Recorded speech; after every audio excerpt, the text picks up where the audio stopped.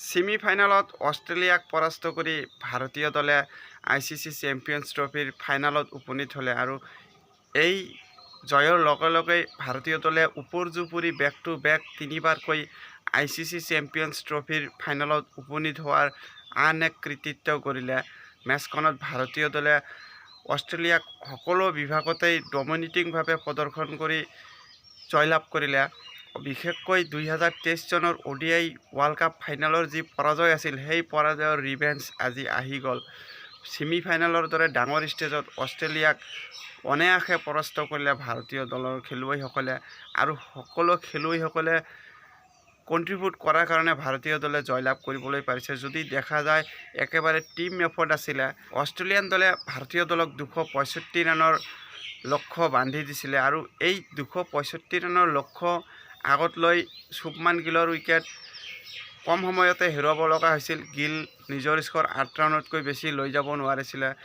তাৰ পিছত ৰোহিত শৰ্মাই কিছু ভাল এক্সিলেটৰ পৰাই খেলিব ধৰিছিল, কিন্তু দুৰ্ভাগ্যবশতঃ 28 ৰানৰ স্ক'ৰত যেতিয়া ৰোহিত শৰ্মাৰো উইকেট হেৰুৱাইছিল, ভাৰতীয় দলৰ স্ক'ৰ আছিল কেৱল মাত্ৰ 43 ৰানৰ ভিতৰতে দুটাকৈ উইকেট। তেনে সময়ত এনে লাগিছিল যে ছেমিফাইনেলৰ দৰে ডাঙৰ ষ্টেজত ভাৰতীয় দলৰ এই ৰান চেজ ইমান সহজ নহ'ব আৰু ডুবাইৰ সেই পিটছত আজিলৈকে 265 ৰানৰ লক্ষ্য এবাৰো চেজ হোৱা নাই।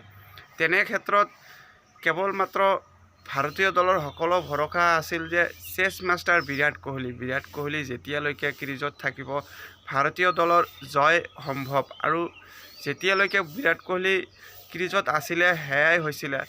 কিং কোহলি এনেই কোৱা নহয়, কিঙৰ দৰে প্ৰদৰ্শন কৰিলে। অবিশ্বাস্য এটা ইনিংছ উপহাৰ দিলে বিৰাট কোহলিয়ে। প্ৰেছাৰ ছিচুৱেশ্যনত বিৰাট কোহলিয়ে এই এনেধৰণৰ খেলৰ কাৰণে শ্বুট কৰে পুনৰ এবাৰ প্ৰমাণ কৰি দেখুৱালে। আৰু কোহলি এনেধৰণৰ ছিচুৱেশ্যনত আহিলে বাৰে বাৰে দলক প্ৰমাণ কৰি গৈ আছে যে বিৰাট কোহলি থকালৈকে জয়ৰ কাৰণে কোনো চিন্তাই নাই। আৰু কোহলিয়ে এই প্ৰেছাৰ ছিচুৱেশ্যন যি ধৰণে হেণ্ডেল কৰিছিল, বিৰাট কোহলিয়ে প্ৰথমতে ছিংগল ডাবল লৈ শ্ৰেয়স আয়াৰৰ লগত এটা 91 ৰানৰ ডাঙৰ পাৰ্টনাৰশ্বিপ গঢ়ি তুলিছিল। আৰু ভাৰত আৰু নিউজিলেণ্ডৰ মাজত মেচখনত বল যি ধৰণে টান হোৱা দেখা গৈছিল, কিন্তু সেইদিনাৰ পিটছ আৰু আজিৰ পিটছ কিছু ডিফাৰেণ্ট আছিল যদিও এই পিটছত 265 ৰানৰ লক্ষ্য ইমান সহজ নহয়। কিন্তু ইমান সহজ কৰি ল'লে কিং কোহলিয়ে, ইমান সহজ কৰি ল'লে শ্ৰেয়স আয়াৰে, ইমান সহজ কৰি ল'লে ভাৰতীয় দলৰ যি দলীয় কণ্ট্ৰিবিউশ্যন, সেই দলীয় কণ্ট্ৰিবিউশ্যনৰ কাৰণে ভাৰতীয় দলে অৱশেষত অষ্ট্ৰেলিয়াক 4 উইকেটত পৰাস্ত কৰি ফাইনেলৰ দৰে ষ্টেজত উপনীত হ'লে ভাৰতীয় দলে। আৰু এই আয়াৰ আৰু কোহলিৰ যি 91 ৰানৰ পাৰ্টনাৰশ্বিপ আছিল, এই পাৰ্টনাৰশ্বিপৰ মূলতেই ভাৰতীয় দলে মেচখনত ভাল এটা মোমেণ্টাম ক্ৰিয়েট কৰিব পাৰিছিল, যাৰ কাৰণে আৰু অষ্ট্ৰেলিয়ান দলৰ বলাৰসকলৰ ওপৰত বেছিকৈ প্ৰেছাৰ আহি পৰিছিল। আৰু শ্ৰেয়স আয়াৰে 62টা বলৰ সন্মুখীন কৰি 45 ৰানৰ স্ক'ৰত আউট হৈছিল যদিও আনফালে বিৰাট কোহলি একেবাৰে যেন লাগি ধৰি আছিলে আৰু এটা এণ্ড একেবাৰে নিজে চম্ভালি লৈছিলে। দলৰ কাৰণে, দলৰ স্বাৰ্থত কোহলিয়ে পুনৰ এবাৰ কিঙৰ যি পৰিচয়, সেই পৰিচয় দেখুৱাই দিলে আৰু 84 ৰানৰ এটা অনবদ্য ইনিংছৰ উপহাৰ দিলে। বিৰাট কোহলি দুৰ্ভাগ্যবশতঃ শতকৰ পৰা বঞ্চিত হ'লে, কিন্তু 84 ৰানৰ ইনিংছৰ জৰিয়তে ভাৰতীয় দলে যে জয়ৰ দুৱাৰত যাব পাৰিছিল, সেই জয়ৰ দুৱাৰত লৈ গৈছিল ভাৰতীয় দলক। কোহলিয়ে আউট হোৱা সময়ত ভাৰতীয় দলৰ জয় প্ৰায় নিশ্চিত আছিলে, কিন্তু সকলো দৰ্শকৰ মনত এয়াই যেন আশা থাকি গ'ল যে কিং কোহলি যি পৰিচিত ৰূপ আছিল, যে কিং কোহলি মেচ একেবাৰে ফিনিচিং কৰি উভতি আহে আৰু শতক অৰ্জন কৰি উভতি আহে, দৰ্শকসকলৰ মনত এয়াই যেন এটা আশা থাকি গৈছিল। নহ'লে সকলো বিভাগতেই, সকলো ক্ষেত্ৰতেই ভাৰতীয় দলে ভাল প্ৰদৰ্শন কৰি মেচখন জয়লাভ কৰিছে। কেইটামান কেচ যদিও বা এৰিছিল যদিও, কিন্তু ইয়াৰ পিছতো ভাৰতীয় দলে যি ধৰণে কামবেক কৰিছে সেয়া ক'ব লাগিব। আৰু কিং কোহলিৰ 84 ৰানৰ পিছত দলক যি ৰানৰ প্ৰয়োজন আছিল, লোকেশ ৰাহুল আৰু হাৰ্দিক পাণ্ডিয়া দুয়ো মিলি সেই কাম কৰি গৈছিলে। লোকেশ ৰাহুলে অৱশেষত 6 কোবাই দলক জয় আনি দিলে আৰু কেৱল মাত্ৰ 34টা বলৰ সন্মুখীন কৰি 42 ৰানৰ এটা অপৰাজিত মেচ উইনিং ইনিংছ খেলিলে লোকেশ ৰাহুলে। আৰু এটা সময়ত বিৰাট কোহলি আউট হোৱাৰ পিছত বলে আৰু ৰানে সমানে চলি আছিল, কিন্তু তেনে ক্ষেত্ৰত যদি উপৰ্যুপৰি 2টা উইকেট পৰিলেহেঁতেন তেনেহ'লে সকলো প্ৰেছাৰ ভাৰতীয় দলৰ হাতত আহি পৰিলেহেঁতেন আৰু টেলেণ্ডাৰ বেটাৰসকলৰ আগত গৈ ৰান স্ক'ৰ কৰাটো ইমান সহজ নাছিলে। কিন্তু তেনে ক্ষেত্ৰত হাৰ্দিক পাণ্ডিয়াই যি ধৰণে এটেকিং এপ্ৰ'চ লৈ খেলিছিল সেয়াও একেবাৰে টপ ক্লাছ আছিলে। 28 ৰানৰ স্ক'ৰত আউট হৈছিল যদিও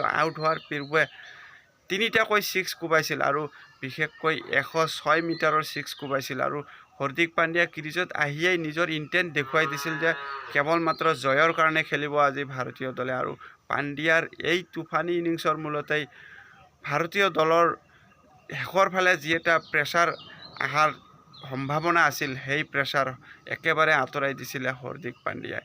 আৰু অক্ষৰ পেটেলৰ কথাই ক'ব লাগিব, বেটে বলে উজলি উঠিছে অক্ষৰ পেটেল।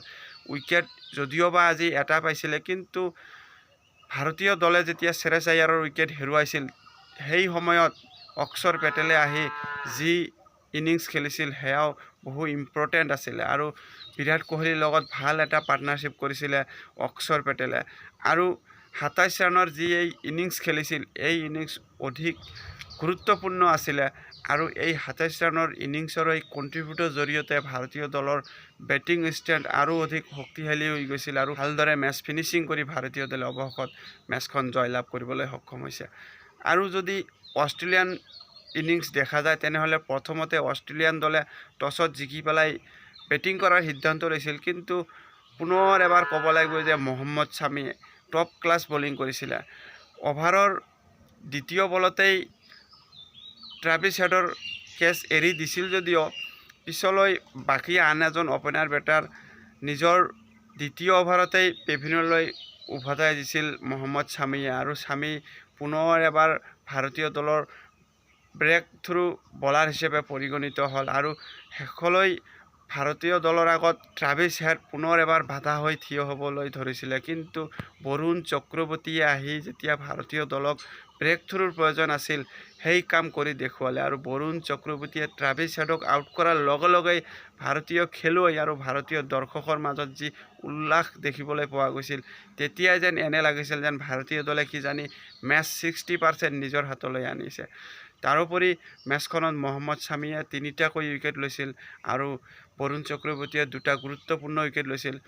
আৰু যদি দেখা যায় অষ্ট্ৰেলিয়ান দলৰ হৈ কেৱল মাত্ৰ ষ্টিভ স্মিথে এফালৰ পৰা ইনিংছ চম্ভালি বহু দূৰ দলক আগুৱাই লৈ গৈছিলে আৰু 74 ৰানৰ এটা ইনিংছ খেলিছিল যদিও শেষৰ ফালে যি ফিনিচিং দিব লাগিছিল সেয়া ব্যৰ্থ হৈছিল ষ্টিভ স্মিথে। বা স্মিথ আউট হোৱাৰ পিছত এলেক্স কেৰীয়ে কিছু দলক তুফানী গতিত আগুৱাই লৈ গৈছিল, কিন্তু এলেক্স কেৰী 61 ৰানত আউট হৈছিলে আৰু সেয়া ৰাউণ্ড আউট আছিলে।